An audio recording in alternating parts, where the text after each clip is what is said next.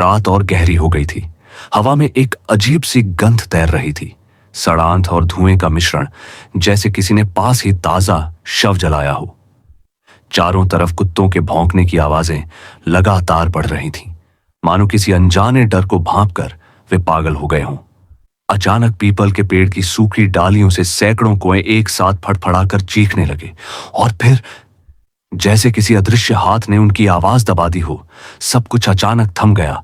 हवा रुक गई, पत्ते जम गए और सन्नाटे ने पूरे गांव को निगल लिया। गांव के बुजुर्ग हमेशा कहते थे, यह उस रात की रानी है, कामेश्वरी यक्षिणी, जो हर अमावस्या की रात श्मशान से उठती है। वह अधजले शवों के बीच से निकलकर किसी नए शिकार की तलाश करती है। कहते हैं उसकी परछाई को देखने भर से आदमी का खून सूख जाता है, और उसकी परछाई अगर शरीर पर पड़ जाए तो मौत तय है। निर्मल गांव का ही लड़का बचपन से यह सब सुनता आया था। उसकी बूढ़ी दादी लालटेन के पीले उजाले में जब कहानियां सुनाती तो ऐसा लगता जैसे दीवारों से छायाएं उसे घेरने लगी हों। दादी कहा करती थी, यक्षिणी साधक को धन, वैभव और औरतों का सुख देती है, लेकिन बदले में उसका जीवन निगल जाती है। निर्मल इन किस्सों को बचपन में खेल समझकर हंस देता था, पर अब उसकी जिंदगी टूटी फूटी लाश जैसी हो चुकी थी। न पढ़ाई का सहारा, न नौकरी, न मोहब्बत। जिस लड़की पर उसने जान लुटाई उसने किसी और का हाथ थाम लिया। लोग उसका मजाक उड़ाते, निकम्मा, बेकार। माँ बाप मर चुके थे और दादी भी अब खाट पर सिसकियों में घुल रही थी। निर्मल भीतर से बिल्कुल खाली हो चुका था। इसी टूटी जिंदगी के बीच उसकी नजर घर की अटारी में पड़े एक पुराने संदूक पर पड़ी। धूल और मकड़ी के जालों से ढका संदूक, मानो सदियों से इंतजार कर रहा हो। जब उसने खोलकर देखा तो उसमें एक मोटा सा ग्रंथ पड़ा था। पन्ने पीले पड़े हुए, लेकिन उन पर खून जैसे लाल धब्बे अब भी जमे थे। पहला पन्ना खोलते ही निर्मल की रीढ़ में ठंडी बर्फ उतर गई। उसमें बने चित्र किसी नर्क से निकाले गए थे। खून से भरे यज्ञ कुंड, अधजली लाशों के ढेर और एक औरत का चित्र जिसके लंबे बाल जमीन पर रेंगते सांपों जैसे फैल रहे थे। उसकी आंखें जलते कोयले जैसी लाल थीं और होंठ ऐसे जैसे किसी का गला चीरकर अभी खून पिया हो। ग्रंथ में लिखा था, जो साधक जीवन से हार चुका हो, जिसके पास खोने को कुछ न बचा हो, वही इस साधना को कर सकता है। यक्षिणी उसे अपनी शक्ति देगी, लेकिन बदले में उसे कभी चैन की नींद नहीं मिलेगी। उसका हर सपना चीखों का कैद खाना बन जाएगा। निर्मल के भीतर जैसे आग जल उठी। क्या यही उसकी राह थी? क्या यही उसका बदला?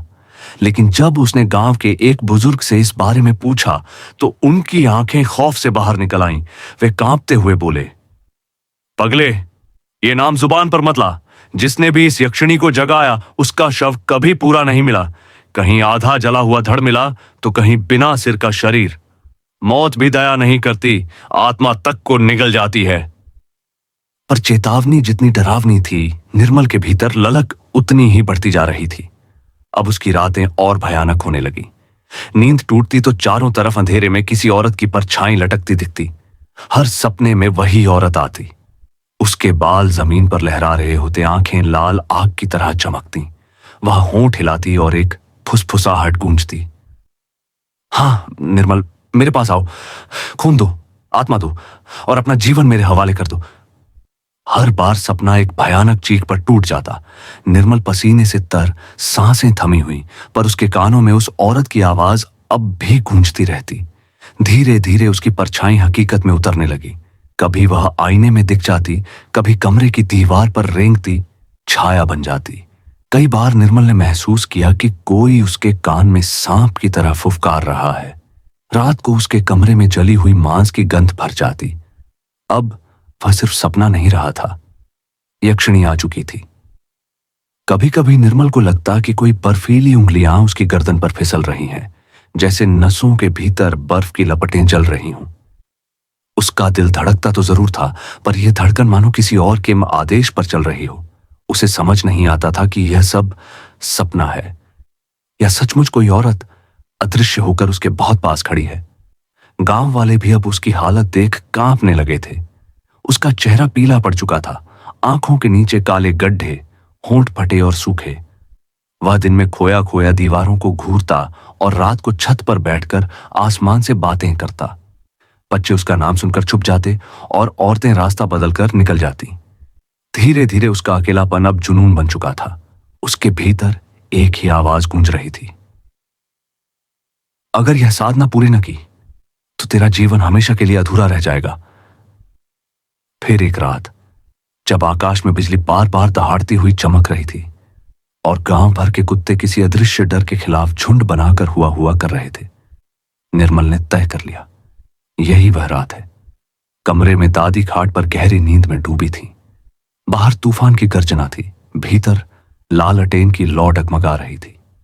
निर्मल ने धीरे से संदूक खोला, धूल भरे ग्रंथ को बाहर निकाला और कांपते होंठों से पहला मंत्र पढ़ा, मैं निर्मल अपने जीवन की सारी असफलताओं को जलाकर कामेश्वरी यक्षिणी को पुकारता हूं। ये शब्द जैसे ही हवा में फैले, उसकी खिड़की के बाहर अंधेरा और घना हो गया। काला साया लहराया और परछाइयों ने उसके कमरे की दीवारों को निगलना शुरू कर दिया। लालटेन की लौ तड़पने लगी, मानो किसी ने उसका गला दबा दिया हो। निर्मल की नजर दीवार पर गई। उसकी परछाई अब उसकी नहीं थी, लंबी, मुड़ी तुड़ी और स्त्री का रूप धारण किए खड़ी थी। बाल लहराते हुए जमीन पर सांपों की तरह रेंग रहे थे और आंखें आग की तरह चमक रही थीं। निर्मल ने पलकें झपकाईं, पर साया वहीं था और हर बार पहले से ज्यादा साफ। अब वह समझ गया था, वापसी का कोई रास्ता नहीं बचा। अर्धरात्रि का समय था। आसमान काले बादलों से ढका था। बीच बीच में बिजली इस तरह कौंध रही थी जैसे किसी ने लोहे की तलवार से आकाश को चीर डाला हो। गांव के किनारे का पुराना श्मशान उस रात जिंदा कब्रिस्तान जैसा लग रहा था। चिताओं की राख हवा में घूम रही थी, मानो मरे हुए शव खुद सांस ले रहे हों। सूखे पेड़ किसी प्रहरी की तरह खड़े थे, जिनकी शाखाएं बार बार चीखते हुए चरमरा रही थीं। झींगुरों तक ने चुप्पी साध ली थी। सिर्फ चमगादड़ों के झुंड बार बार उठते और अंधेरे में गायब हो जाते। गांव का कोई इंसान उस ओर देखने की हिम्मत नहीं कर रहा था, पर निर्मल, वह अकेला लालटेन थामे अंधेरे को चीरता श्मशान में उतर गया। उसे ऐसा लग रहा था जैसे कोई अदृश्य रस्सी उसकी आत्मा को खींच रही हो। श्मशान की मिट्टी पर पैर रखते ही उसने ठंड का ऐसा झोंका महसूस किया, मानो बर्फ की नदी में डूब गया हो। हवा उसकी हड्डियों तक चीर रही थी। राख के ढेरों में से अधजली हड्डियां झांक रही थीं, जिन पर बिजली चमकते ही खोपड़ियों की आंखें कुछ पल के लिए लाल चमक उठती। निर्मल ने कांपते हाथों से ग्रंथ खोला। लालटेन की कांपती रोशनी में पन्ने खुद से धड़कने लगे। अक्षर रक्त जैसे चमक उठे। उसने मंत्रोच्चार शुरू किया। उसकी आवाज कांप रही थी, गला बैठ रहा था, पर धीरे धीरे उसकी आवाज गहरी और भारी होती गई, मानो कोई और उसके कंठ से बोल रहा हो। और तभी हवा का एक झोंका उठा। राख के गुब्बार ने उसे चारों तरफ से घेर लिया। चारों ओर से फुसफुसाहटें गूंजने लगीं, कभी बच्चों की रोने की, कभी औरतों की चीखें, कभी आदमी की कराहें। श्मशान की जमीन हिलने लगी और राख के बीच से धीरे धीरे एक स्त्री का साया उठने लगा। उसके बाल जमीन पर फैलते हुए रेंग रहे थे और उसके होंठों से टपकता खून हवा में धुंध बनाकर फैल रहा था। निर्मल की आंखें जमी रह गईं। वह आ चुकी थी, कामेश्वरी यक्षिणी। जैसे जैसे निर्मल के होंठों से मंत्र निकले, उसकी आवाज बदलने लगी। पहले कांपती हुई, फिर भारी, फिर इतनी अजीब कि लग रहा था मानो किसी और प्राणी की जिह्वा उसके गले से बोल रही हो। आसपास की हवा ठंडी नहीं, बर्फ जैसी जमने लगी। पहले दूर से सियारों के रोने की आवाज आई, पर वह रोना सामान्य नहीं था। हर सुर में ऐसा दर्द था जैसे उनकी खाल जिंदा उतारी जा रही हो। इसके बाद अचानक चारों ओर फुसफुसाहटें भर गईं। निर्मल ने चारों तरफ देखा। श्मशान वीरान था, कोई नहीं था, पर कानों में साफ गूंज रहा था। सैकड़ों, शायद हजारों अदृश्य जुबानें एक साथ उसकी आत्मा में उतर रही थीं। धीरे धीरे घनी धुंध छा गई। राख के ढेर उड़कर हवा में घूमने लगे, गोल गोल भंवर बनाते हुए। अब श्मशान का हर कोना हिल रहा था। निर्मल की सांसें तेज हो गईं, पर उसका हाथ ग्रंथ पर और मजबूत पकड़ बनाए हुए था। उसमें साफ लिखा था, रक्त अर्पण के बिना साधना अधूरी है। उसने कांपते हाथ से खंजर उठाया और अपनी हथेली चीरी। गर्म खून की मोटी बूंदें अग्नि पर टपकी। उसी क्षण लपटें नीली हो गईं और एक इतनी भयानक दुर्गंध फैली कि लगने लगा मानो हजारों शव एक साथ चल रहे हों और उनकी चर्बी धुएं में घुलकर हवा में भर गई हो। निर्मल ने मंत्रों का उच्चारण और तेज कर दिया। उसकी आवाज अब श्मशान की वीरानी में गूंज नहीं रही थी, वह खुद वीरानी बन चुकी थी। तभी राख का एक विशाल भंवर उठा और अग्नि के ऊपर काली छाया बनने लगी। पहले वह धुंध जैसी थी, फिर धीरे धीरे आकार लेने लगी। निर्मल की आंखें फटी रह गईं। उसके सामने एक स्त्री का रूप उभर रहा था। चेहरा धुंधला था, लेकिन हर क्षण के साथ साफ होता जा रहा था। और फिर वह आ चुकी थी, कामेश्वरी यक्षिणी। उसका रूप इतना मोहक था कि निर्मल की सांस अटक गई। उसकी त्वचा रात के अंधेरे में भी चमक रही थी। लंबे काले बाल जमीन पर सांपों की तरह रेंग रहे थे, पर उसकी आंखें गहरी लाल, धधकते अंगारों की तरह। उसके बालों में असली सांप फुफकार रहे थे, उनकी जीभ हवा चीर रही थी। उसका शरीर आकर्षक था, लेकिन उसके चारों ओर मौत की दुर्गंध और गली हुई हड्डियों की महक थी। यक्षिणी ने आंखें खोली। उसी पल हवा भारी हो गई। पास की पेड़ की डाल पर बैठे चमगादड़ एक साथ चीखते हुए उड़ गए। निर्मल के माथे पर पसीना बह निकला, पर उसके होंठ मंत्र बोलना बंद नहीं कर पाए। ग्रंथ उसके हाथ में कांप रहा था और उसके शब्द खुद ब खुद बह रहे थे। फिर यक्षिणी ने पहली बार हंसी। वह हंसी मोहक भी थी और मौत का बिगुल भी। जैसे किसी ने लोहे के ताबूत पर नाखून रगड़े हों, वह आवाज निर्मल के कानों से उतरकर उसकी नसों में जहर भर गई। उसका पूरा शरीर कांपने लगा। यक्षिणी धीरे धीरे उसकी ओर बढ़ी। हर कदम पर जमीन की राख उड़कर उसके चारों ओर घूमने लगी। उसका हर कदम मानो किसी अदृश्य शव पर पड़ा हो, क्योंकि जैसे ही वह बढ़ती, मिट्टी से हड्डियों की कड़कड़ाहट सुनाई देती। निर्मल की आंखें उसकी ओर जमी थीं। डर और आकर्षण दोनों ने उसे पत्थर बना दिया था। वह भागना चाहता था, लेकिन पैरों ने जमीन पकड़ ली थी। वह उसके सामने आकर खड़ी हो गई। उसकी लाल आंखों की चमक सीधी निर्मल के चेहरे पर पड़ी। यक्षिणी ने धीरे से हाथ बढ़ाया और उसके गाल को छुआ। उसी क्षण निर्मल चीख उठा। उसे लगा जैसे किसी ने उसकी आत्मा को शरीर से खींच लिया हो। उसका पूरा शरीर थरथराने लगा। वह गिरने ही वाला था कि यक्षिणी ने उसकी ठुड्डी पकड़ ली। उसके होंठ निर्मल के कान के पास आए और फुसफुसाए, अब तुम मेरे हो निर्मल। उसकी आवाज में इतनी शक्ति थी कि निर्मल की आंखें खुद ब खुद बंद हो गईं। उसे लगा कि उसका खून उसकी नसों से बहकर यक्षिणी की आंखों में समा रहा है। श्मशान राख, आग और मौत से भर चुका था। उस रात निर्मल ने कामेश्वरी यक्षिणी को जगा दिया था, और अब वह सिर्फ निर्मल की जिंदगी में नहीं, पूरे गांव की किस्मत में उतर चुकी थी। अगली सुबह से ही सब बदल गया। पेड़ जो कल तक हरे भरे थे, अचानक काले होकर सूख गए। उनकी टहनियां टेढ़ी मेढ़ी हो गईं, जैसे किसी ने जीवन का रस चूस लिया हो। हवा भारी हो गई, सांस लेना मुश्किल।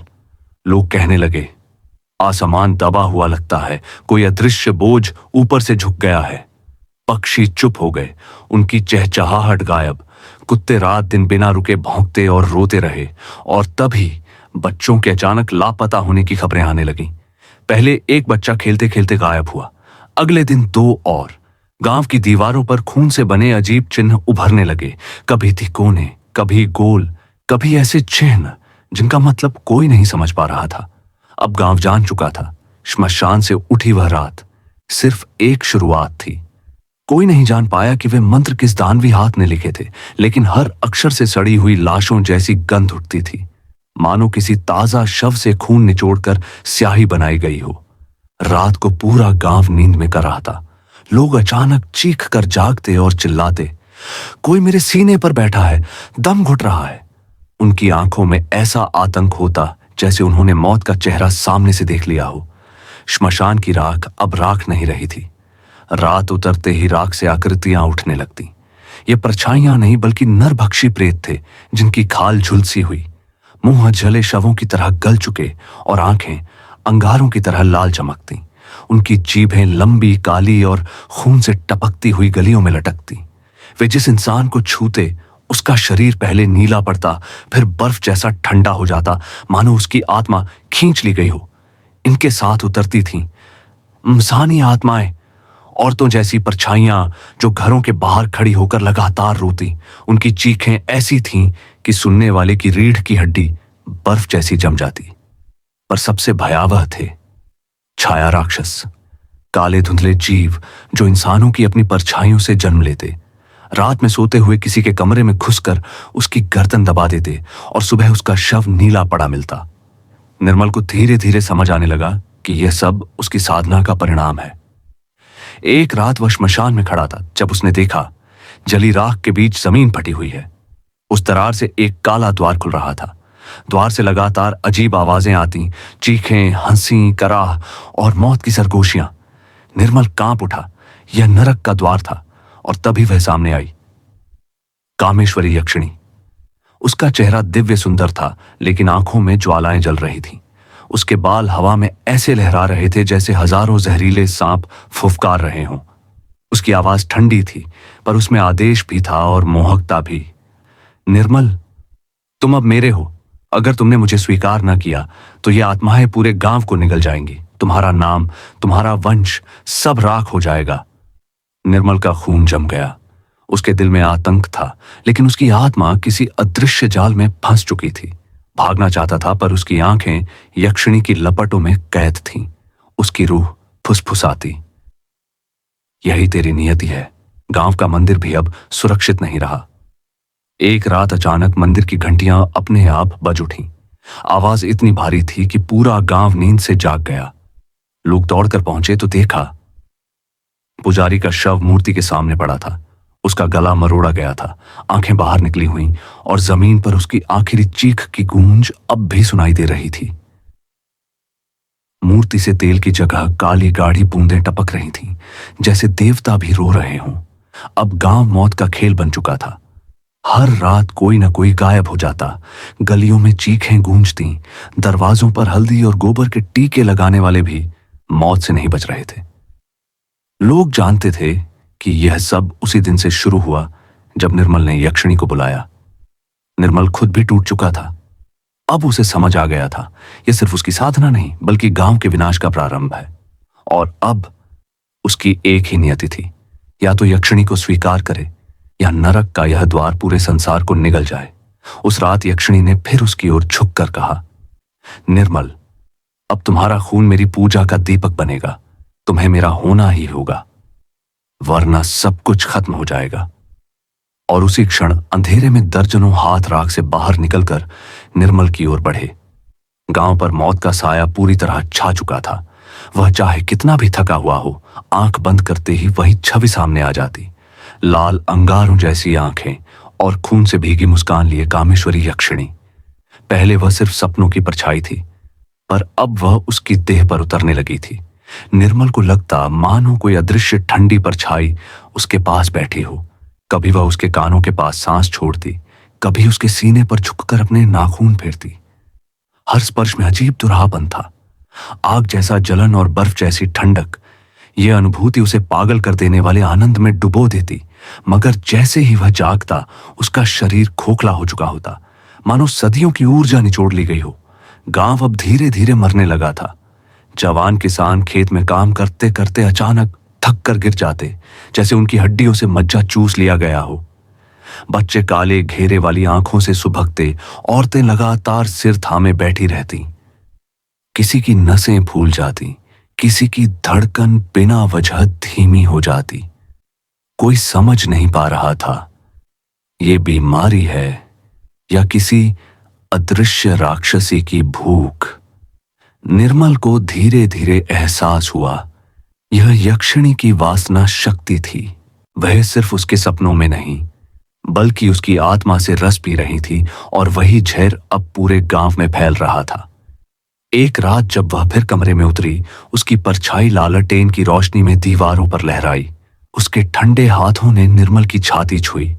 इस बार निर्मल ने हिम्मत की, उसका हाथ कसकर पकड़ लिया। उसकी आवाज कांप रही थी, तुम कौन हो? क्यों सबका विनाश कर रही हो? यक्षिणी की आंखें पहली बार लाल से धुंधली हुईं।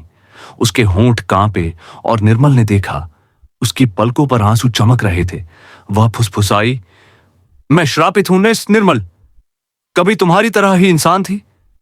मैंने प्रेम किया था, लेकिन धोखा खाया। तांत्रिकों ने मेरी आत्मा को जंजीरों में जकड़ दिया। उन्होंने मुझे नरक का द्वार बना दिया। जब भी कोई मुझे साधता है, मैं प्रकट होती हूं, पर मेरे साथ नरक की आत्माएं भी बाहर निकल आती हैं। मैं कैदी हूं, अपनी ही प्यास की गुलाम। निर्मल का दिल जोर से धड़कने लगा। उसने पहली बार उस भयावह रूप के पीछे एक औरत को देखा, एक ऐसी औरत जिसकी आत्मा को सदियों से यातना दी गई थी। वही औरत अब मजबूर थी कि इंसानों की आत्माएं निगलती रहे। उसकी आवाज टूटी हुई थी, मुझे मुक्त करो निर्मल, वरना मैं हमेशा तुम्हारे गांव, तुम्हारे लोगों, तुम्हें सबको खाती रहूंगी। मैं चाहकर भी रुक नहीं सकती। नरक मेरी देह से बंधा है। निर्मल के भीतर अजीब द्वंद्व उठा। उसकी सांसें तेज हो गईं। डर उसके सीने पर पंजा गाड़े बैठा था, लेकिन करुणा भी उसे काट रही थी। यह सिर्फ एक राक्षसी नहीं थी, यह एक स्त्री थी जो धोखे और श्राप से जन्मी थी। उस पल कमरे में सिर्फ हवाओं की चीख थी, कहीं दूर किसी बच्चे का रोना और यक्षिणी की भारी सांसें। निर्मल की आंखें उसकी आंखों में जमी थीं और उसी क्षण उसे लगा यह अब केवल भय की कथा नहीं रही, यह एक श्रापित प्रेम, नरक का सौदा और मौत का खेल था। हर रात गांव और गहरे अंधेरे में डूबता जा रहा था और निर्मल, वह जान चुका था कि अब उसके सामने सिर्फ दो राहें बची हैं। या तो यक्षिणी को स्वीकार करे और नरक को खुला छोड़ दे, या उसकी आत्मा को मुक्ति दे और खुद मौत से भी बदतर अंधकार में उतर जाए। शुरुआत में जो घटनाएं केवल डर और बेचैनी से भरी थीं, अब खुला नरसंहार बन चुकी थी। हर सुबह किसी न किसी कोने से खून में भीगी खबर आती। कहीं किसी की गर्दन आधी कटी हुई पाई जाती, तो कहीं किसी की देह पूरी तरह सूखी हुई, जैसे उसकी नसों से एक एक बूंद खून चूस लिया गया हो। गांव अब कब्रिस्तान बन चुका था।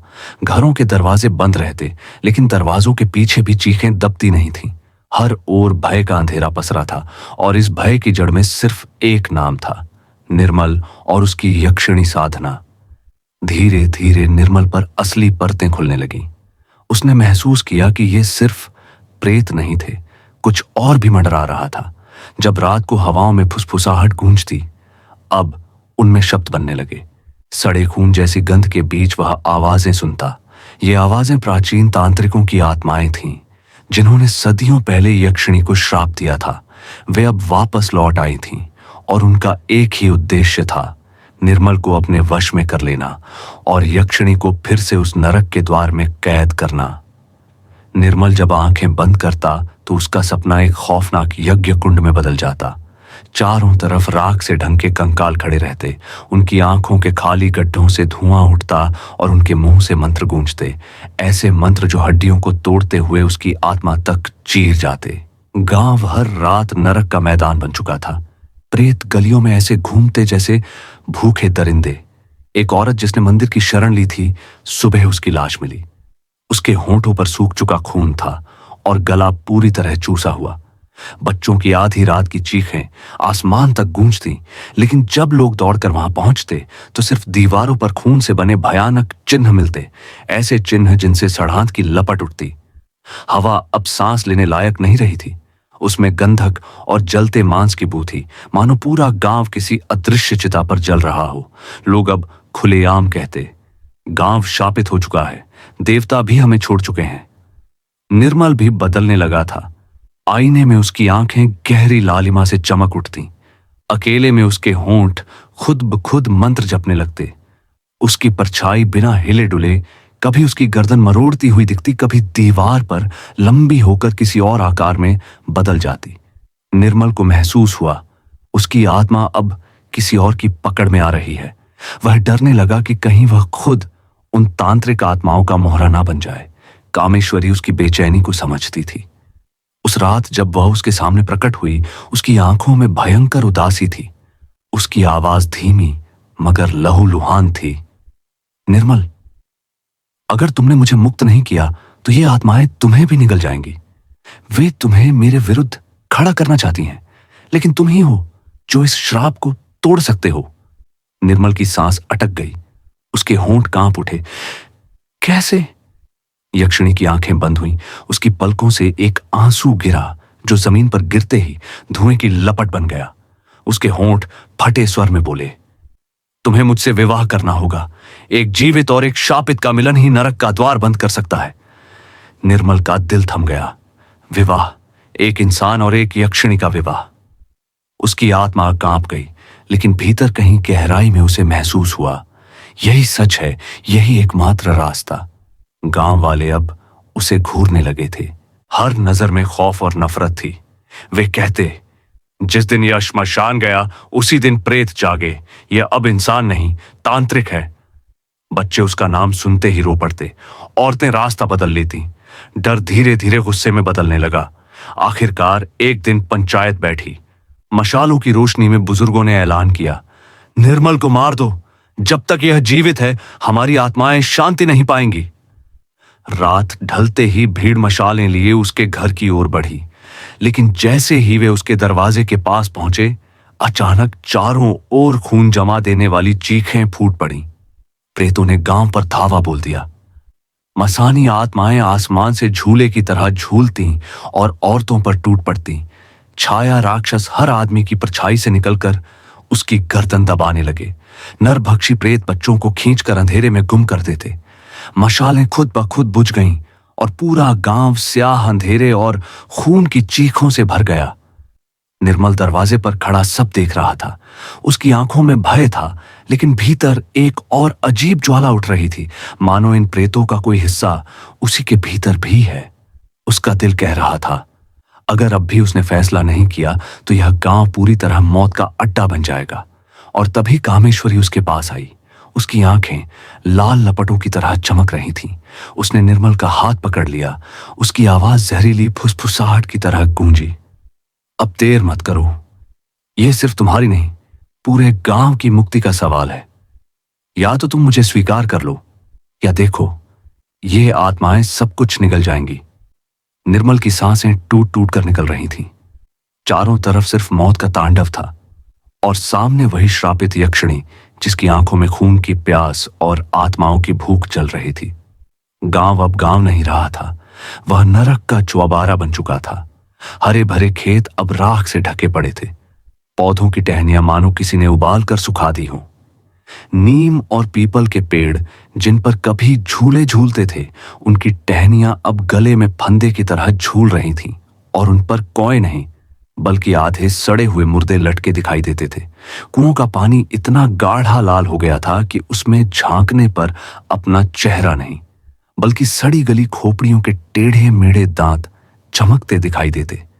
जिसने भी उस पानी को पिया उसकी जीभ काली पड़ गई और आंखें ऐसी चमकीली पीली हो गईं मानो उसके भीतर कोई दानव पल रहा हो।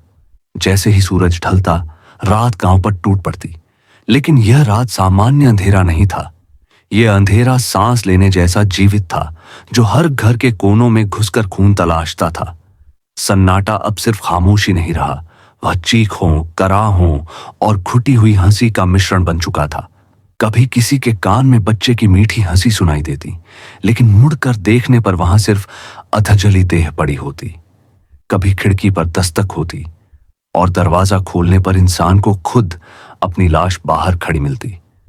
बच्चे अब खेलते खेलते गायब नहीं होते थे, बल्कि हवा में खुलते समय उनकी हड्डियां चटकने की आवाज गांव भर में गूंज जाती, और सुबह खेतों में उनके छोटे छोटे अंगुलियों के निशान खून से बने मिलते।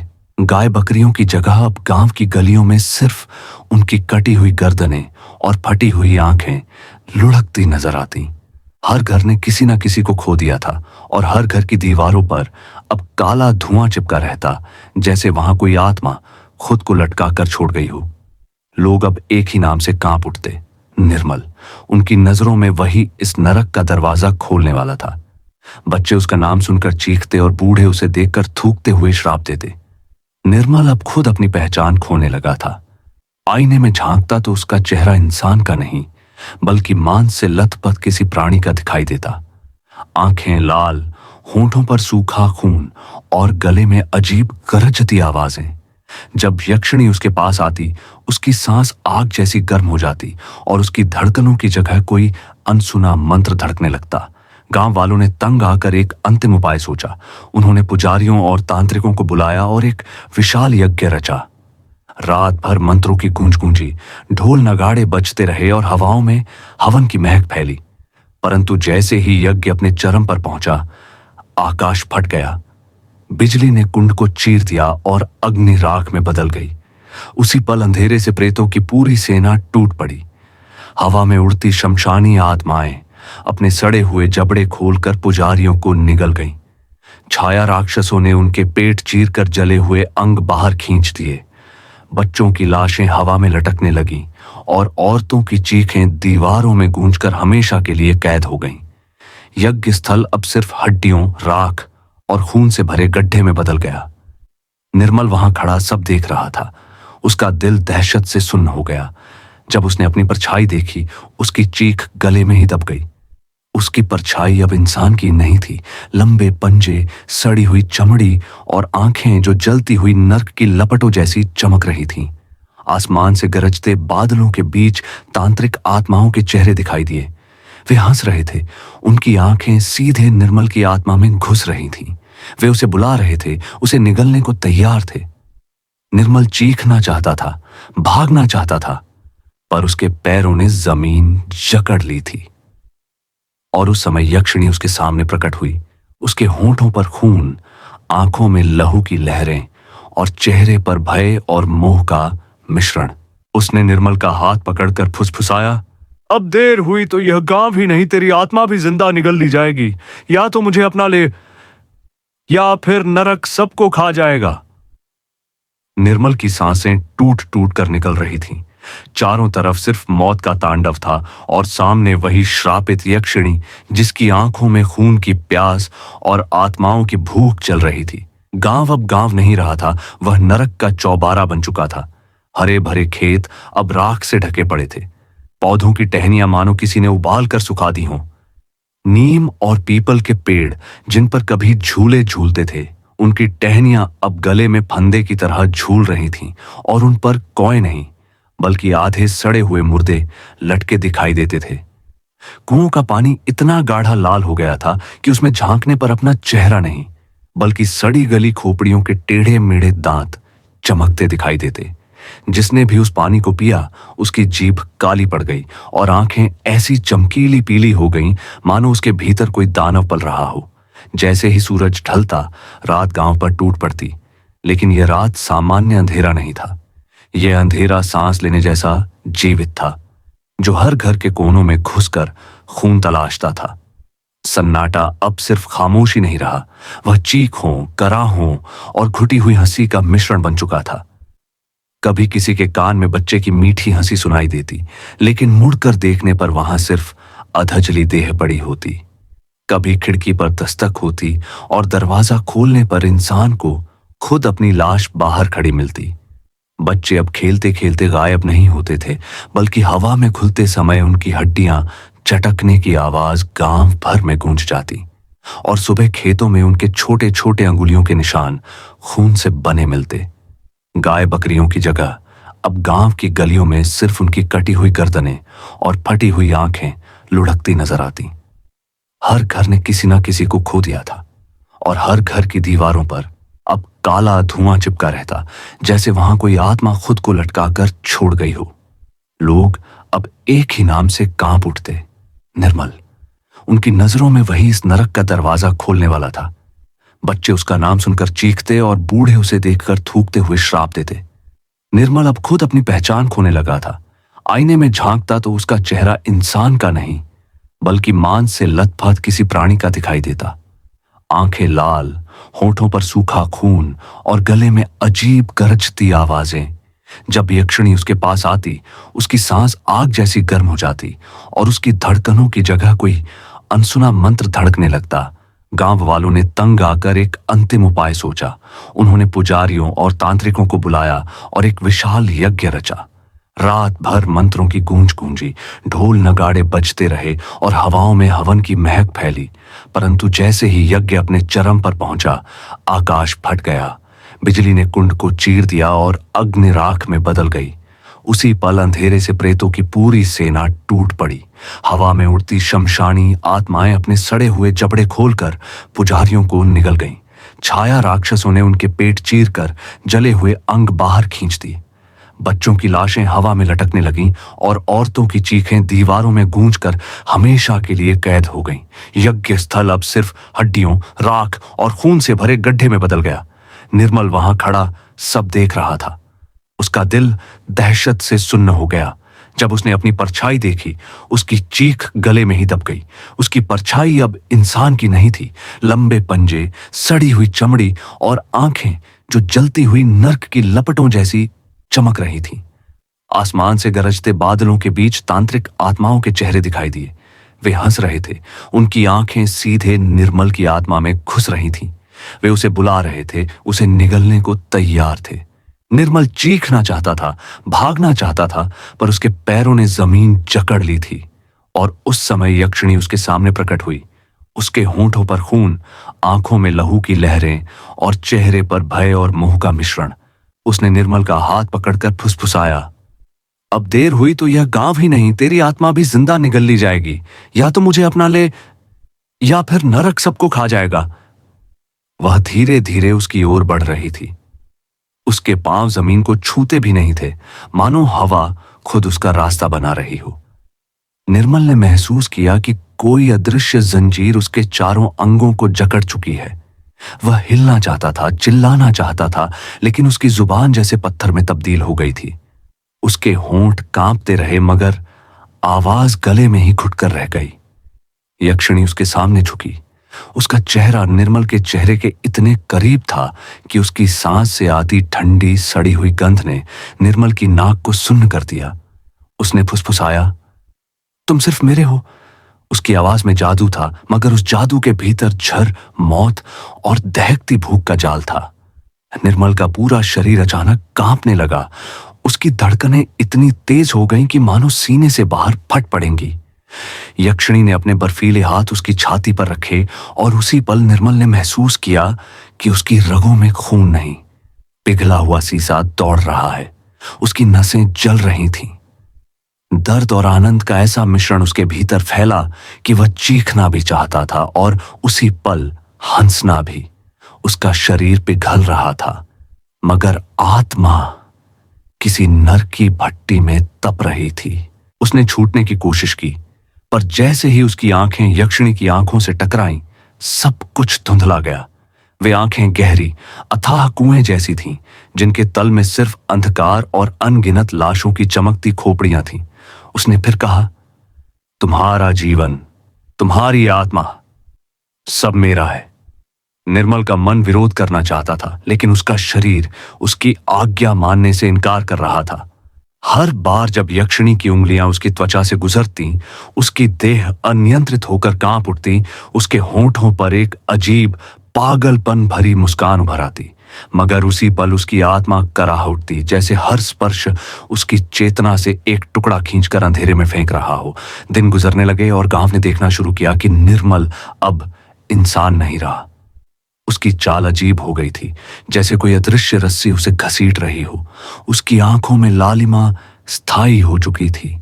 उसकी जीभ पर अनजाने मंत्र फिसलते रहते, मंत्र जिनकी ध्वनि सुनकर कुत्ते पागल होकर भौंकने लगते और बच्चों के शरीर बर्फ जैसे ठंडे पड़ जाते। औरतें कहती, यह अब आदमी नहीं रहा, यह प्रेत का पति है। बच्चे उसे देखते ही चीख पड़ते, बूढ़े उसे शाप देते। निर्मल खुद भी महसूस करने लगा था कि उसकी आत्मा धीरे धीरे पिघल रही है। रात को सपनों में कामेश्वरी उसके पास आती। वह उसे अपनी बाहों में भर लेती, उसकी देह को इस कदर जकड़ती कि उसकी हड्डियां चरमराने लगती। आनंद और पीड़ा के बीच फंसा निर्मल डूब जाता, लेकिन अगले ही पल उसे महसूस होता कि उसकी आत्मा से उठता धुआं यक्षिणी के होंठों से होकर उसके भीतर समा रहा है। एक रात सपने में उसने देखा, पूरा गांव जल रहा है, घर राख हो रहे थे, मंदिर की घंटियां टूटकर खून उगल रही थीं। बीच में वह खड़ा था, उसकी गर्दन में काले धागों का मंगलसूत्र बंधा हुआ था। कामेश्वरी उसके बगल में खड़ी थी, उसके लाल होंठों पर क्रूर हंसी थी। उसके पैरों के नीचे गांव वाले जलकर राख हो रहे थे, उनके मुंह खुले थे, मगर आवाज नहीं निकल रही थी।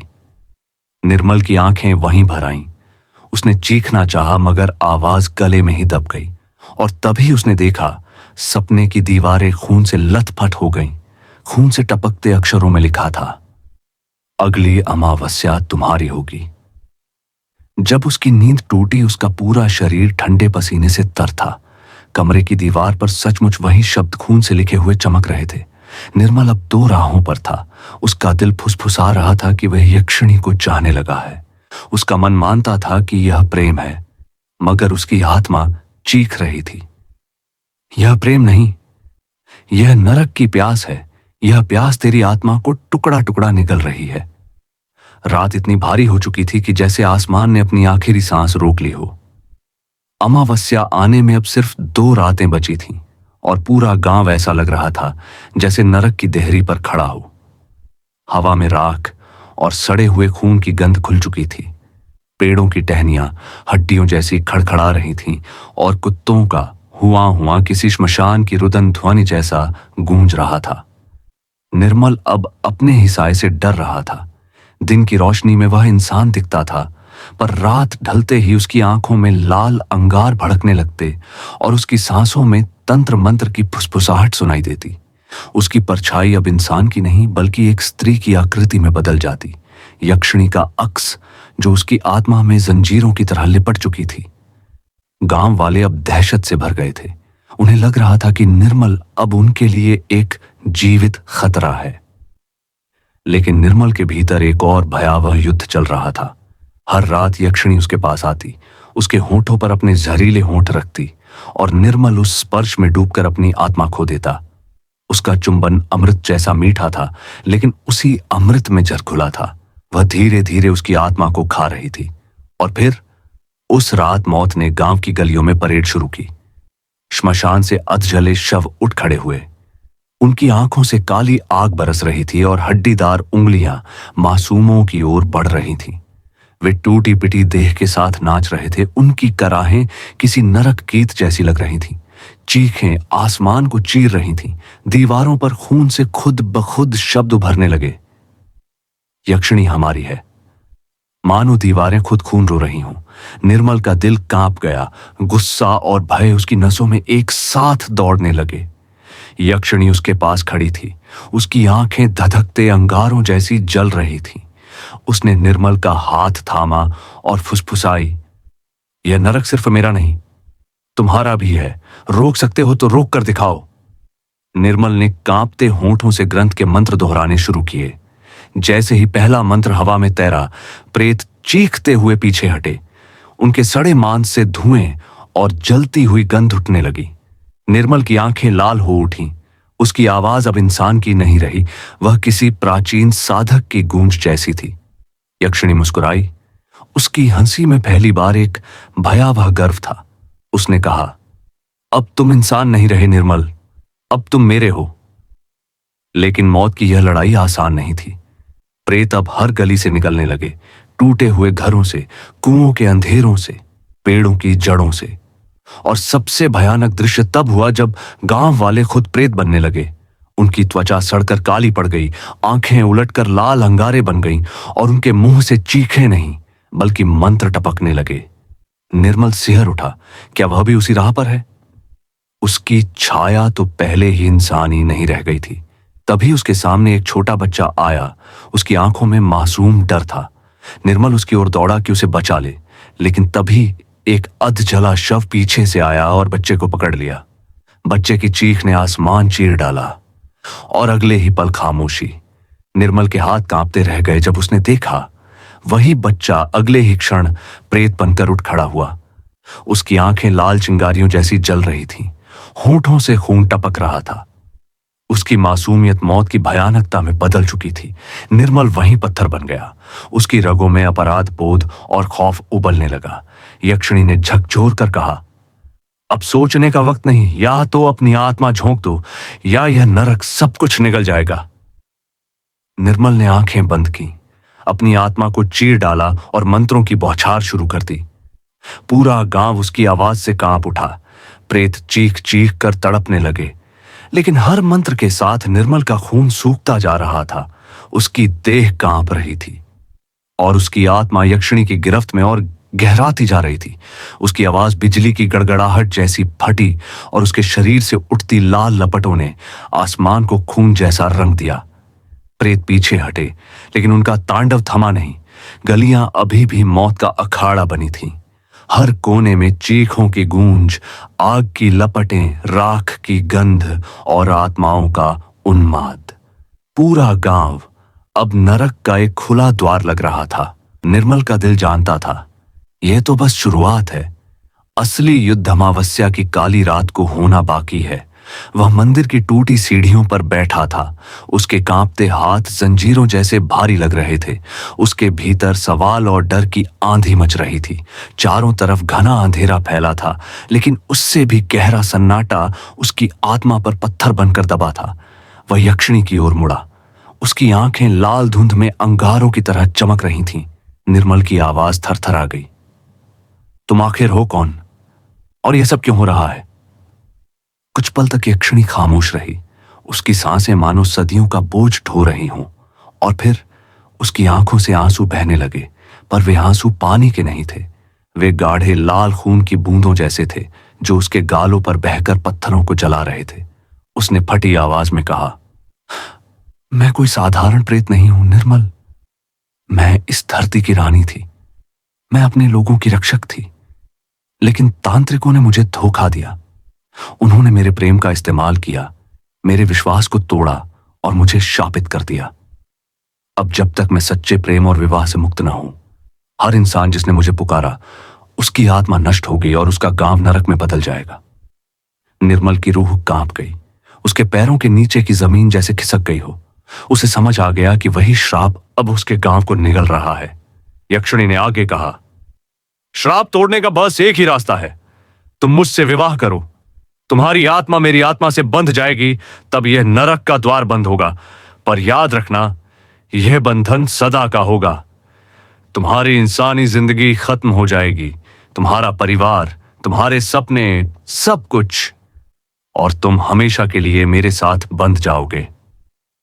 निर्मल का दिल जोर जोर से धड़कने लगा। यह रास्ता उतना ही भयावह था जितना सुनने में सरल। उसकी आंखों के सामने गांव वालों की चीखें गूंज रही थीं। बच्चों की जली हुई लाशें, सड़े हुए शवों का नाच और प्रेतों का रक्त रंजित तांडव। तभी मंदिर की दीवारें कांपने लगीं। भीतर एक ठंडी हवा उठी और काली धुंध का घेरा बन गया। धुंध फटकर 3 आकृतियां निकली, तांत्रिक आत्माएं। उनके चेहरे सूखे खोपड़ी जैसे थे, लेकिन आंखें जीवित जहर से चमक रही थीं। उनकी हंसी ने मंदिर को हिला दिया। वे एक साथ बोले, निर्मल, चुनाव कर। या तो यक्षिणी से विवाह कर और अपनी आत्मा खो दे, या हमें अपनी आत्मा सौंप दे। हम यक्षिणी को हमेशा के लिए कैद कर देंगे। गांव बच जाएगा और तुझे मुक्ति मिलेगी। निर्मल का दिमाग सुन्न हो गया। उसने मंदिर की मूर्तियों की ओर देखा, लेकिन वहां अब अंधेरे का कब्जा था। देवताओं की आकृतियां धुंध में खो चुकी थीं, मानो वे भी पीछे हट चुके हों। अचानक आसमान से गरज उठी। बादल फटे और खून की बूंदें बरसने लगीं। लाल बारिश ने मंदिर की सीढ़ियों को रंग दिया। हर बूंद जमीन पर गिरते ही धुएं की तरह जल उठती। मंदिर के भीतर की हवा सड़े मांस, राख और लोहे जैसी गंध से भर गई। मंदिर की घंटियां अपने आप बजने लगीं। उनकी गूंज से ऐसा लग रहा था जैसे स्वर्ग और नरक दोनों इस घड़ी के गवाह बन गए हों। यक्षिणी ने कांपती आवाज में कहा, निर्मल, मैं श्रापित हूं, पर तुम्हारा साथ मुझे मुक्त कर सकता है। लेकिन एक बार यह बंधन बन गया तो कोई वापसी नहीं होगी। तांत्रिक आत्माएं पागलपन से हंस पड़ी। मत बन मूर्ख, वह तुझे निगल जाएगी। हमें अपनी आत्मा दे और यह सब खत्म कर। निर्मल का दिल 2 हिस्सों में बंट चुका था। उसकी आंखों में यक्षिणी का दर्द और मोह तैर रहा था, लेकिन उसके कानों में गांव वालों की चीखें और नफरत की गूंज भी गूंज रही थी। मंदिर का अंधेरा और गहराता गया। लाल बारिश ने पूरे आसमान को खून से भर दिया और निर्मल जान गया, यह वह रात है जब उसका एक फैसला न सिर्फ उसकी किस्मत, बल्कि पूरे गांव और यक्षिणी की आत्मा का भविष्य तय करेगा। अमावस्या की रात पूरी दुनिया पर काली मृत्यु का गहरा सा पर्दा छा गया था। ऐसा लग रहा था कि सूरज ने मानो इस धरती से विदा ले ली हो और अंधेरे ने हर जीव की सांसें थाम ली हों। पूरा गांव जैसे मृत शरीर में बदल गया हो। सन्नाटा इतना घना था कि कानों में चीखें गूंजती थीं, लेकिन कोई उनका स्रोत नहीं देख पा रहा था। हवा जो हल्की सी भी चलती, उसमें हजारों आत्माओं की तड़प और कराह की गूंज घुली होती, मानो नरक खुद सांस ले रहा हो। पेड़ों की डालियां अचानक झूलती, जैसे अदृश्य हाथों ने उनका गला दबा रखा हो। बीच बीच में कौवों की डरावनी कांव कांव, मानो काली मौत की घंटी बज रही हो, हर हृदय को कांपने पर मजबूर करती। नदी जो कभी जीवन की प्रतीक थी, अब काले लावा जैसी भाप और खून में डूबी हुई बह रही थी। उसका पानी इतना गाढ़ा और लाल था कि देखते ही इंसान की रूह कांप उठती। मंदिर जो कभी आशा की आखिरी किरण थे, अब जर्जर और टूट चुके थे। मूर्तियों की आंखें खून से छलक रही थीं और उनके हाथ टूटी फूटी जमीन पर पड़ी हुई थीं। गांव वाले घरों में बंद थे, पर प्रेतों ने उनके दरवाजों और दीवारों को भेद दिया। बच्चों की चीखें, महिलाओं की कराह, बूढ़ों की कराह, सब मिलकर एक भयानक सिम्फनी बना रहे थे, जिसे सुनकर निर्मल का खून जम गया। निर्मल जानता था यह वही अंतिम अमावस्या की रात थी, जिसकी चेतावनी यक्षिणी और तांत्रिक आत्माओं ने बार बार दी थी। मंदिर की टूटी सीढ़ियों पर खड़ा उसने चारों तरफ नजर दौड़ाई। हर गली में अधजले शव उठकर नाच रहे थे। उनकी आंखें गड्ढों जैसी काली, मुंह से सड़े मांस की दुर्गंध और हड्डियों की खड़खड़ाहट फैल रही थी। यक्षिणी उसके पास खड़ी थी। उसकी लाल आंखें पहले से भी अधिक चमक रही थीं।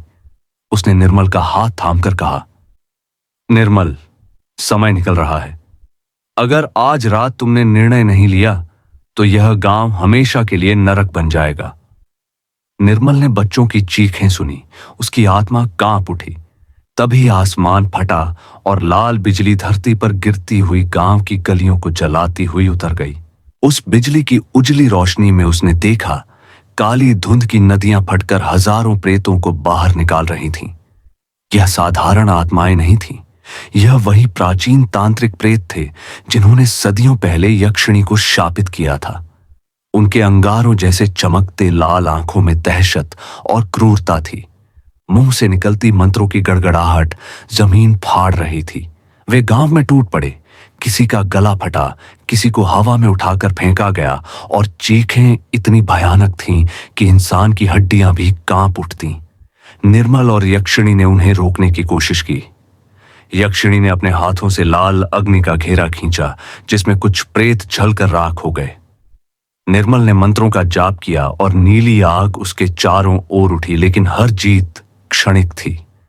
जितने प्रेत वे हराते, उससे कई गुना ज्यादा आकाश से उतर आए। निर्मल के माथे से पसीना बहने लगा। डर और थकान का पहाड़ उसके भीतर टूट रहा था, लेकिन यक्षिणी के स्पर्श से उसे अजीब शक्ति भी मिल रही थी। उसने देखा गांव के बीचों बीच एक बच्चा रो रहा है और 3 प्रेत उसकी ओर बढ़ रहे हैं। निर्मल दौड़ा, मंत्र चिल्लाए और बच्चे को अपनी बाहों में भर लिया। उस बच्चे की आंखों में सिर्फ दहशत थी। तभी उसके सपनों की चेतावनी याद आई। यदि उसने अमावस्या की रात निर्णय नहीं लिया तो पूरा गांव नरक में डूब जाएगा। और अब यह सपना हकीकत बन चुका था। मंदिर की टूटी छत से खून की धाराएं बह रही थीं। धरती कांप रही थी, मानो पाताल लोक खुद बाहर आना चाहता हो। निर्मल और यक्षिणी प्रेतों से लड़ रहे थे, लेकिन मौत हर पल उनके करीब आ रही थी। यक्षिणी ने उसके कान में फुसफुसाया, निर्मल, अब समय आ गया है। या तो मुझसे विवाह कर लो और इस श्राप को तोड़ो, या यह गांव तुम्हारी आंखों के सामने नष्ट हो जाएगा। निर्मल की आंखों में द्वंद्व था। आसमान फटा हुआ, प्रेतों की सेना उतर रही थी और उसके गांव की रूह चीख रही थी। हर निर्णय अब अंतिम था। अमावस्या की रात का अंधेरा अब केवल छाया नहीं रह गया था, यह जीवित, सांस लेने वाला शैतानी साम्राज्य बन चुका था। आसमान काला और दहकता हुआ बिजली लाल रगों की तरह फैल रही थी और हवा में सड़ते मांस और जलते खून की दुर्गंध घुल रही थी। पूरे गांव में मौत का महासागर उमड़ रहा था। तांत्रिक प्रेत अपने असली रूप में प्रकट हो चुके थे। उनके काले यज्ञ कुंडों से उठती लपटें सामान्य आग नहीं थीं। इसमें जली हड्डियां, खून की बूंदें और सैकड़ों आत्माओं की कराह छलक रही थीं। हर लपट के साथ दर्द की गूंज हवा में फैली, मानो हजारों जिंदा आत्माएं किसी अदृश्य बेड़ी में तड़प रही हों। गली गली में मृत शरीर उठकर नाच रहे थे। उनके मुंह से सिर्फ चीखें नहीं, बल्कि उबलते खून और सड़े मांस की दुर्गंध निकल रही थी। जिन लोगों की आंखें पहले चमकती थीं, वे धीरे धीरे खाली और काली पड़ रही थीं। कई ग्रामीण प्रेतों में बदल रहे थे। वे स्वयं अपनी आत्माओं का शिकार बन रहे थे। निर्मल और यक्षिणी दोनों ही मौत के महासागर के बीच खड़े थे। निर्मल ने कांपती आवाज में मंत्रोच्चार शुरू किया। हर शब्द के साथ उसके चारों ओर नीली अग्नि की लपटें उठती। उसने अपने खून की कुछ बूंदें जमीन पर टपकाईं और उनका मिश्रण प्रेतों को पीछे धकेलने लगा। यक्षिणी ने अपना वास्तविक रूप दिखाया। उसका शरीर विशाल और दानवी हो चुका था। आंखें अंगारों जैसी लाल, बाल सांपों की तरह फुफकारते हुए, पीठ से विशाल पंख फैल रहे थे जो अंधेरे को चीर रहे थे। उसकी चीख ने प्रेतों को जलाकर राख कर दिया। मोहक और आकर्षक यक्षिणी का रूप अब पूरी तरह राक्षसी हो चुका था। गांव वाले चीखते हुए भागे, निर्मल, ये राक्षसी है, इसे मार दो। लेकिन निर्मल नहीं हिला। उसकी आंखों में डर था, मगर उसके भीतर दृढ़ विश्वास की लौ भी जल रही थी। तांत्रिक प्रेत आगे बढ़े, हाथों में हड्डियों से बने त्रिशूल और खोपड़ी के पात्र, जिनमें खून और जली आग छलक रही थी। उन्होंने गरजते हुए कहा, निर्मल, बस इसे मार दे। उसका हृदय भेदो और नरक का द्वार बंद कर दो। यही शाप का अंत है। निर्मल के हाथ में प्राचीन खंजर चमक रहा था। वह खंजर धीरे धीरे यक्षिणी की ओर बढ़ा। चारों ओर प्रेत हंस रहे थे, मानो उनकी शक्ति जल्द ही पूरी होने वाली हो। यक्षिणी ने कांपती आंखों से उसे देखा। उसके विशाल दानवी रूप के पीछे आंसू और पीड़ा झलक रही थी, सदियों की कैद और धोखे की चुप्पी, और अब उस आंसू में इंसानी तड़प साफ दिख रही थी। निर्मल ने खंजर छोड़ दिया। टंकार पूरे रणभूमि में गूंजी। उसने धीमे मगर दृढ़ स्वर में कहा, मैं तुम्हें मारकर नहीं मुक्त करूंगा। मैं तुम्हें बंधन में नहीं डालूंगा। मैं तुम्हें आजाद करूंगा, भले ही इसके लिए मेरी आत्मा भी इस नरक में खो जाए। फौरन प्रेतों में हलचल मच गई। उनके गर्जना भरे मंत्र चीखों में बदल गए। तांत्रिक आत्माएं भस्म हो गईं, क्योंकि उन्होंने महसूस किया कि निर्मल ने उनका साम्राज्य चुनौती दे दिया है। यक्षिणी ने अपने आंसू पोंछे। उसकी आंखों में अब एक अजीब रोशनी चमक रही थी, एक ऐसी रोशनी जो प्यार और विनाश दोनों का संकेत दे रही थी। उसके पंख और नागिन जैसे बाल पूरे अंधेरे में फैल गए। गांव की गलियों में मौत और दहशत की गूंज फैल रही थी। निर्मल ने गहरी सांस ली। उसने अपने हाथों में नीली अग्नि और खून की शक्ति का संतुलन बनाया और मंदिर की ओर बढ़ा। मंदिर की पुरानी राख और हड्डियों की अग्नि से उसने प्रेतों का अंतिम घेरा तैयार किया। उसकी आंखों में दृढ़ता और प्रेम की आग थी। यक्षिणी उसके पास खड़ी थी। आंसू और लालिमा दोनों झलक रहे थे। निर्मल, उसने कांपते स्वर में कहा, मुझे छोड़ दो, वरना तुम भी प्रेत बन जाओगे। मैं नहीं चाहती कि तुम्हारी आत्मा इस नरक में फंसे। निर्मल ने उसका हाथ कसकर थामा और कहा, तुम्हारी मुक्ति मेरी कीमत भी बने। मैं इसे स्वीकार करता हूं। तुम्हें बंधने नहीं दूंगा, चाहे मेरी आत्मा ही क्यों न खो जाए। यक्षिणी का दानवी रूप और भी भयावह हो गया। उसकी लाल आंखें, पंख, नागिन जैसी फुफकार, यह सब अंतिम शक्ति का संकेत था। अंधेरा गांव की गलियों में फैल रहा था। निर्मल ने मंदिर की ओर बढ़ा, जहां उसने पुरानी राख और हड्डियों से अग्नि प्रज्वलित की। एक अग्नि जो प्रेतों, तंत्र और श्राप की शक्ति को जला देगी। केवल एक ही सवाल बचा था, क्या प्रेम और दृढ़ता की यह शक्ति प्रेतों, तंत्र और नरक को मात दे पाएगी, या गांव और यक्षिणी की आत्मा हमेशा के लिए इस नरक में कैद हो जाएगी। मंदिर के भीतर हवा जली हुई मांस और खून की गंध से भर रही थी।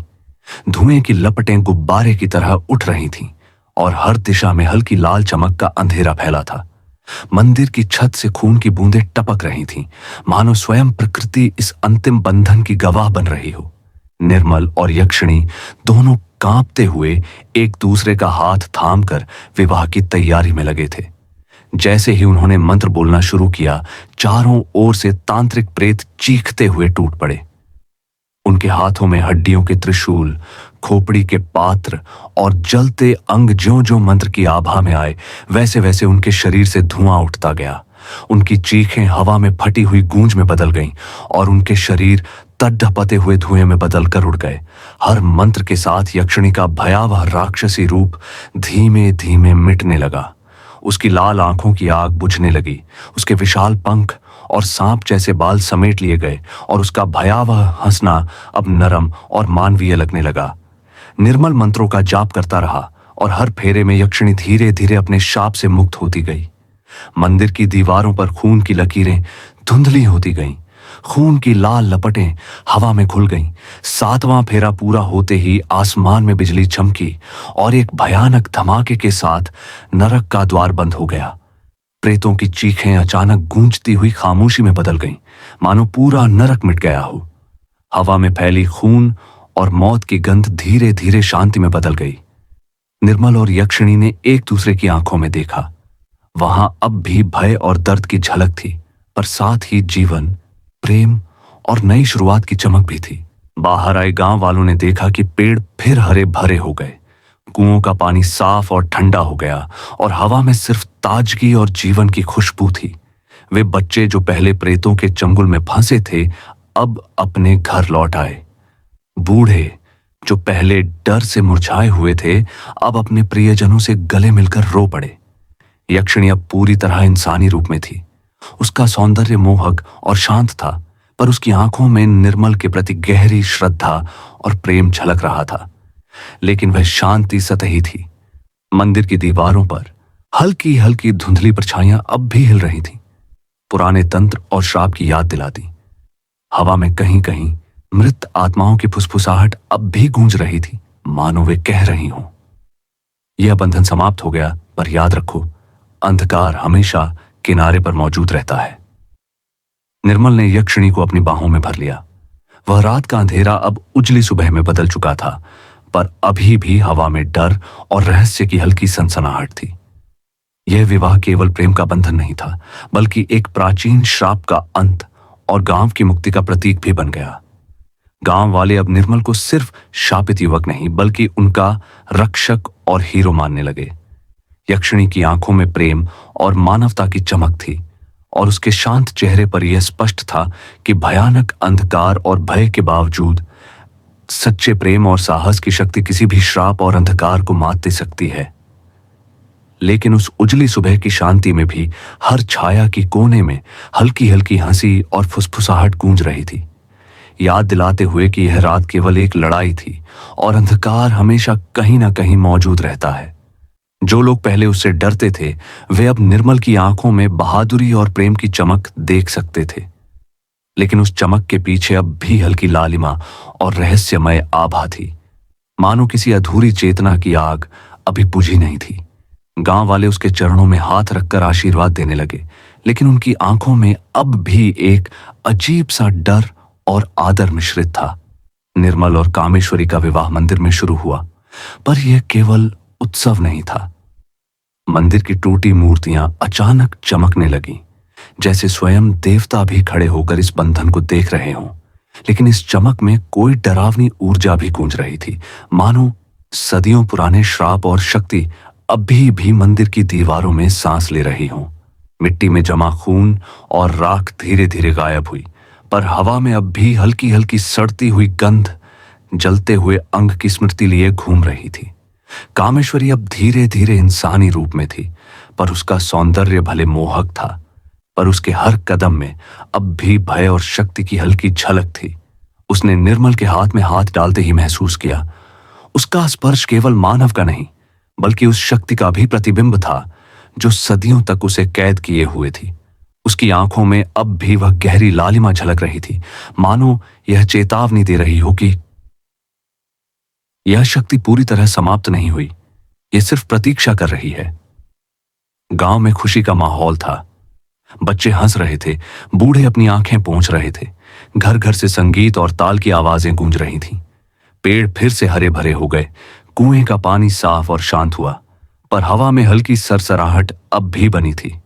यह सरसराहट किसी अदृश्य प्रेत की तरह गांव की हर गली में घूम रही थी, सुनाने के लिए कि शांति अस्थायी है, अंधकार हमेशा आसपास है। निर्मल ने कामेश्वरी को कसकर थामा। उसकी आंखों में प्रेम था, पर उसके मन में हल्की बेचैनी भी थी। कामेश्वरी इंसानी लग रही थी, पर कभी कभी उसकी नजरें अचानक दूर किसी अदृश्य छाया की ओर चली जाती, मानो किसी गहरी और पुरानी चेतना की तलाश में। हाँ भाई साहब, जय श्री राम। जय श्री राम। तो पूछो ही फिर आप 24 अल्ट्रा ही। लो मैं बात कर रहा हूँ। हाँ करो।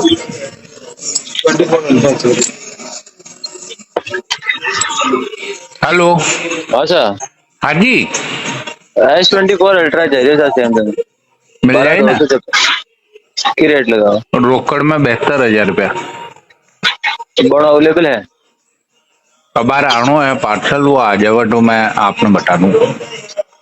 रोकड़ नहीं, मैं क्रेडिट कार्ड ले आऊँ। HDFC। SBI को है। HDFC को जाए। HDFC को मिल जाए। अरेंज कर रख लीजिए, बार पार्सल आवे तो फोन करूंगी।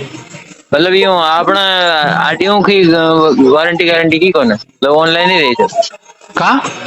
मतलब आप गाड़ी में रहे ना, मतलब कोई भी दिक्कत आ जाए। हाँ, सर्विस सेंटर हूँ। ठीक। चार्जर भी आए मगर? नहीं, चार्जर तो अलग लेना पड़ेगा, चार्जर देवे ही कौन है ना कंपनियां। अच्छा, चार्जर था गाड़ी में, दे दिए 72,000 में। और देखा एक बार हाथ में माल तो आवे। चलो ठीक। ठीक।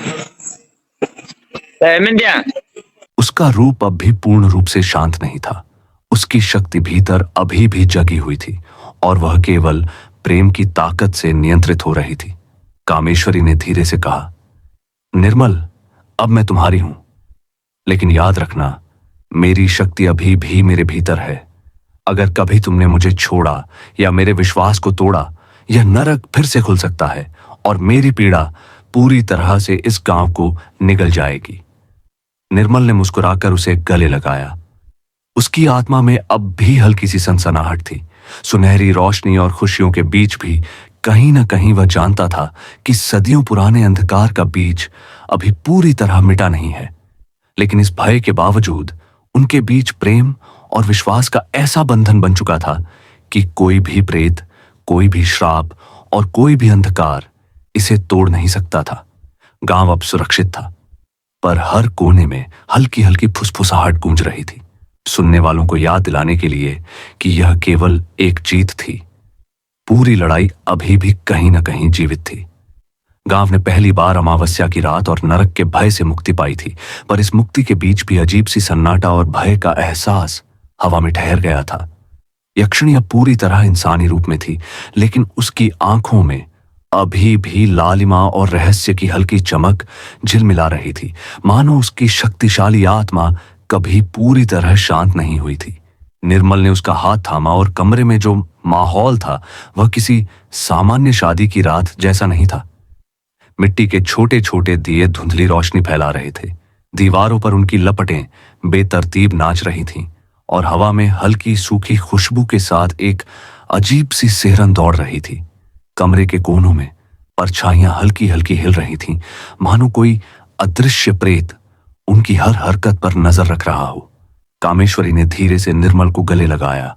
उसकी बाहों में गर्माहट और दिल की धड़कन महसूस हो रही थी, पर उसकी आंखों की लाल चमक ने निर्मल को याद दिला दिया कि यह केवल इंसानी स्पर्श नहीं, बल्कि सदियों की शक्ति और श्राप का अंश भी उनके बीच मौजूद है। निर्मल ने सोचा, अब सब खत्म हुआ, सब सुरक्षित है। पर तभी कामेश्वरी की आंखों में लाल चमक धीरे धीरे बढ़ने लगी। यह लालिमा अब केवल हल्की संकेत नहीं थी, मानो कमरे के हर कोने में उसकी शक्ति फैल रही हो।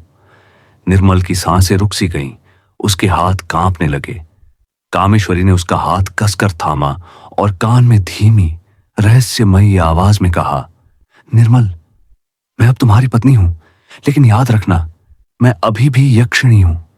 मेरी शक्ति मेरे भीतर जगी हुई है। अगर तुमने कभी मुझे छोड़ा तो यह नरक फिर से खुलेगा और इस बार कोई भी भाग नहीं पाएगा। उसकी आवाज इतनी शांत थी कि कानों को छू रही थी, पर शब्दों में छिपा भय और प्राचीन शक्ति निर्मल के दिल में बर्फ की तरह जम गया। तभी कमरे की दीवारों पर परछाइयां अचानक तेजी से नाचने लगी। उनका आकार अस्पष्ट था, पर मानो कोई अदृश्य भयानक शक्ति उनके चारों ओर मंडरा रही हो। हवा में ठंडी सरसराहट दौड़ गई और कमरे की दीवारों में खड़खड़ाहट जैसी हल्की गूंज सुनाई दी। यह संकेत था यक्षिणी की शक्ति पूरी तरह शांत नहीं हुई थी, वह अब भी जागृत थी और उनका नया जीवन उसके रहस्यमय प्रभाव से घिरा हुआ था। निर्मल ने गहरी सांस ली और खुद को शांत करने की कोशिश की, लेकिन उसकी नजरें लगातार उस लाल चमक पर टिक गईं। दिए की लपटें हिल रही थीं और उनके पीछे दीवारों पर परछाइयां झपकती हुई दिखाई दे रही थीं। हर झपक के साथ ऐसा लग रहा था कि बी की यक्षिणी की शक्ति अब केवल उसका डर नहीं बल्कि उनके जीवन का हिस्सा बन चुकी है और यह शक्ति कभी भी फिर से नरक के दरवाजे खोल सकती है। निर्मल ने कामेश्वरी के हाथ को कसकर थामा। उसकी आंखों में भय और लालिमा दोनों झलक रही थी। कमरे की हल्की हल्की धुंध में यह दृश्य और भी रहस्यमय लग रहा था। दोनों अब केवल पति पत्नी नहीं थे, वे उस प्राचीन शक्ति और प्रेम के बीच खड़े थे जो एक साथ जीवन की आशा और भयानक भय में दोनों का संकेत दे रही थी। निर्मल ने धीरे धीरे कामेश्वरी की आंखों में झांका। वहां सिर्फ प्यार नहीं था बल्कि सिवा हल्की लाल चमक अब गहराती जा रही थी, मानो उसकी आत्मा को अपनी ओर खींच रही हो। निर्मल की धड़कन तेज हो गई, सांसें अटकने लगीं और उसे एहसास हुआ कि मौत यक्षिणी की प्राचीन शक्ति अब केवल उसकी जिंदगी में ही नहीं बल्कि उसके शरीर, मन और आत्मा में भी प्रवेश कर चुकी है। कमरे की हवा अचानक ठंडी होने लगी, मानो अंधकार खुद सांस लेने लगा हो। दीवारों पर परछाइयां लगातार बदल रही थीं, टकटकी बांधे देखते हुए जैसे कोई अदृश्य चेतावनी या अनकहा संदेश दे रही हो। मिट्टी के दिए की हल्की रोशनी भी अजीब तरह की झिलमिल कर रही थी और खामोशी के बीच हवा में कहीं से भी किसी का फुसफुसाना सुनाई दे रहा था। कामेश्वरी ने हल्की मुस्कान के साथ कहा, निर्मल डरना मत, मैं तुम्हारे साथ हूं।